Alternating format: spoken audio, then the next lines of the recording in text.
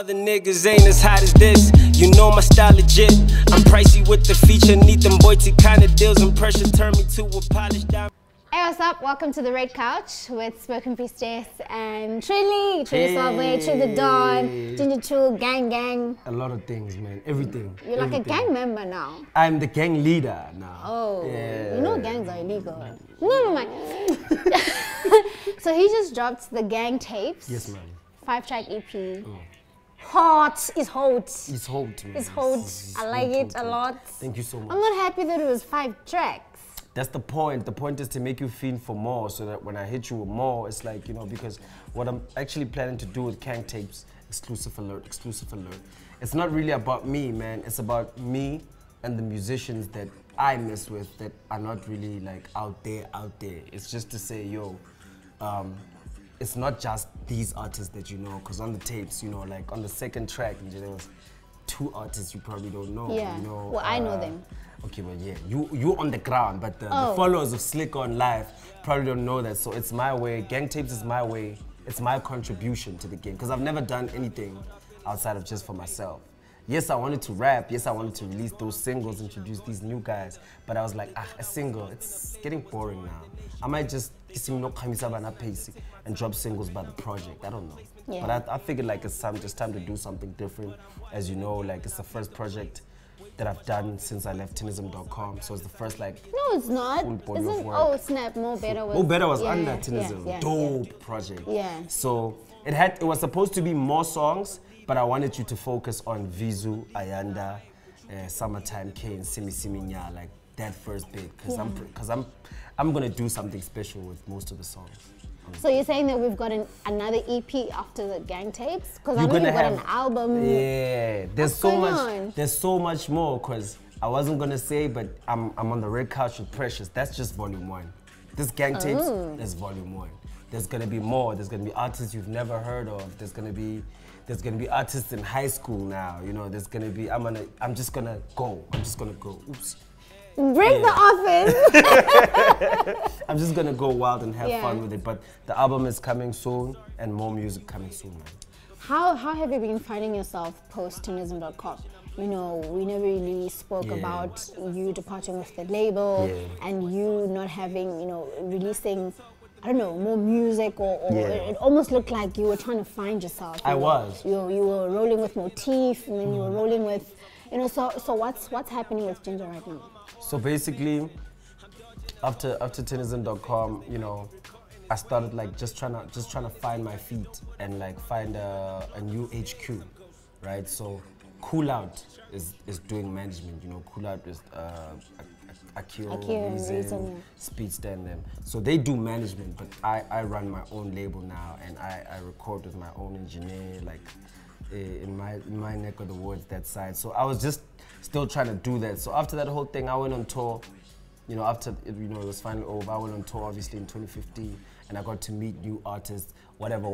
Then I came back home after a very long time and started just working on finding, you know, all the plugs, you know, the video plug, the engineering plug, the beats plug, all the new plugs. Because as you know, Tinism.com, it was just one central thing, and everything ran so smoothly. So I had to find that for myself, like a new home. Yeah. And that's what I was working with. And Gang Tapes is the first project that comes out from this thing that I've established, you know, this little bender that I got going on for myself right now. Yeah. How easy or difficult is it to start over? Because you're somebody who's very experienced in the game. Even before you got signed by Tinism, you already had like about 3 years in the game already, trying to get your way out there. Yeah. With all the knowledge that you've gained and the experiences you've had being a signed artist, does it make it easier when you're looking for your new team, or when you're starting afresh? I mean, what are the challenges?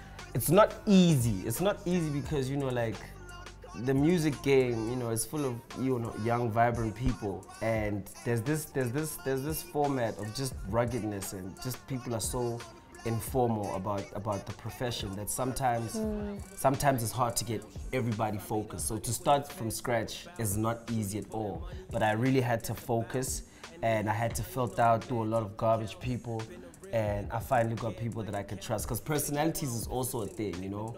A lot of people in the game, or who want to get into this thing, aren't as serious as they think they are.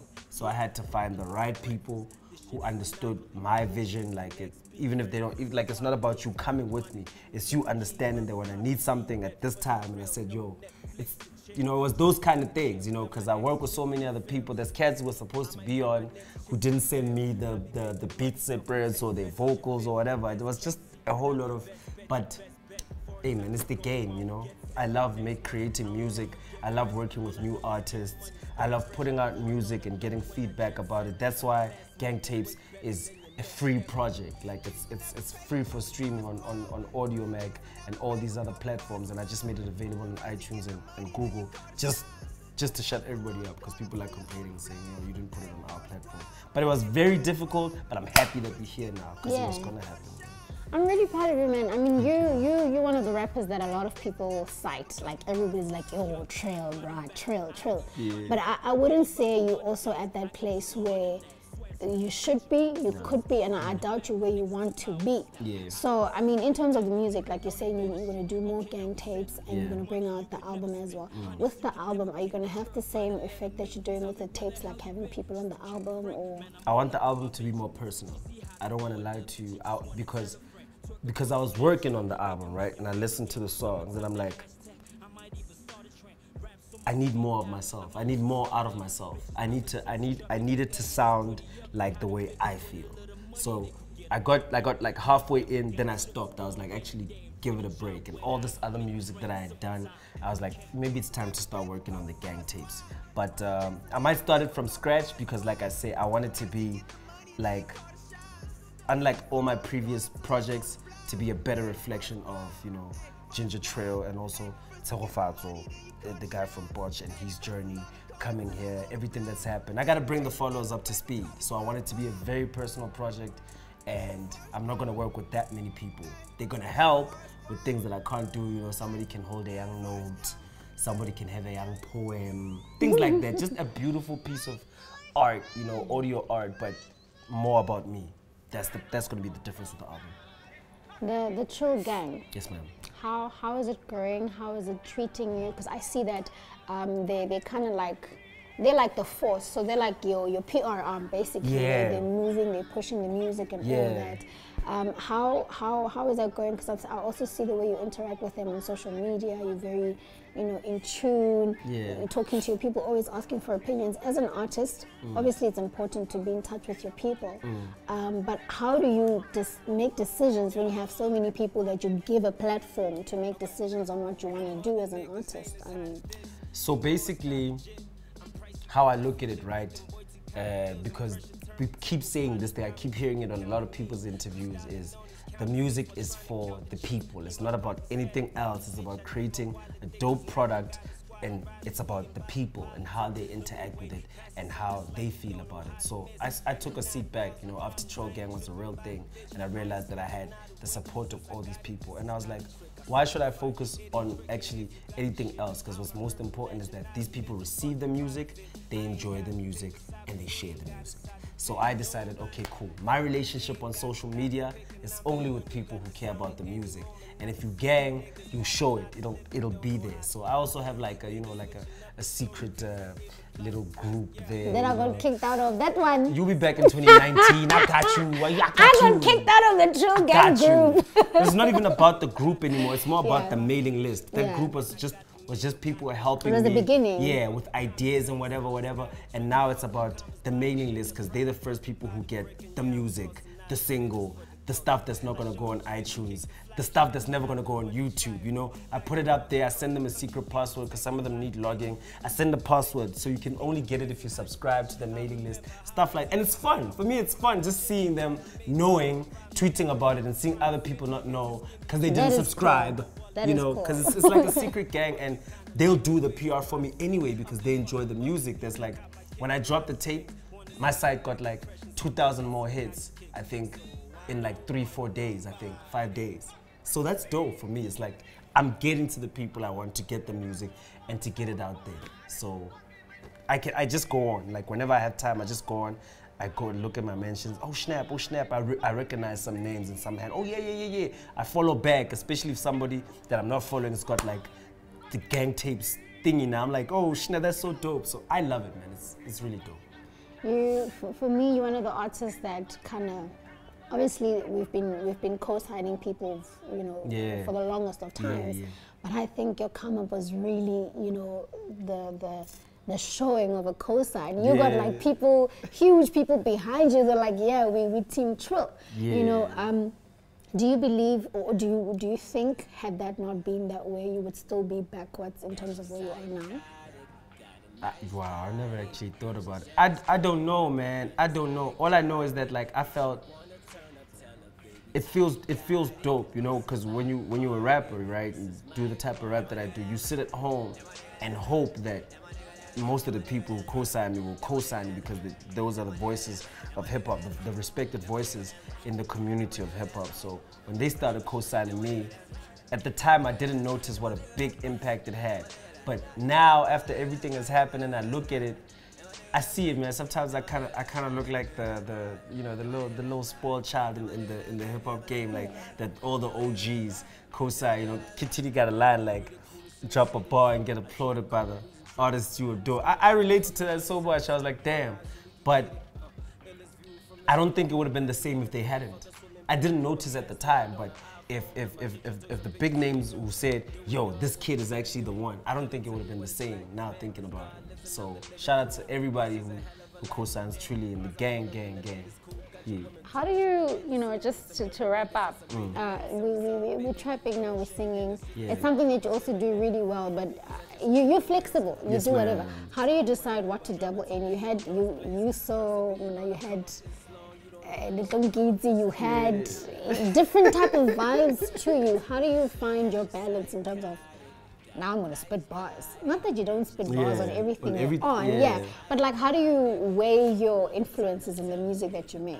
To tell you the truth, it's always the beat. It's always the beat that evokes a certain emotion in me. Some beats just sound like, hey man, I need to go just off on this thing and just rap. And some beats just feel like you need to tell a story that people can relate to. Some beats feel like, ah man, I need somebody singing. I need a young Ayanda to sing on this joint, or I need Laser Beam to come lace his vocals. So for me, it's about, like I said, the whole process. I enjoy the process of making music. So it's about the process. I'll sit there and listen to it. And you know, sometimes maybe it might sound like something I've heard before, and I'm like, yeah, maybe you're singing. Or, yeah, these bars, it's really that simple. I just go with what I feel like at the moment, and it's never a big deal because people like you know that I can do everything. I can do like a Kwaito's joint. It's never a big deal because you can rap. I can rap. It's all about trying to grow as a musician too. Because all I ever did, if you remember ROTY, was just bars, just a bar fest. Yeah. And I grew up a little bit with Mo Better, where I started, you know, showing the listeners what else I can do. So now it's about finding out what I can do that I didn't know I could do. Yeah. I'm proud of you, man. Keep pushing. Thank you so much. I will. Trill Gang better look after you, else I'm coming for all of them. I don't mess around like don't that. Play that game. Fresh don't play that game.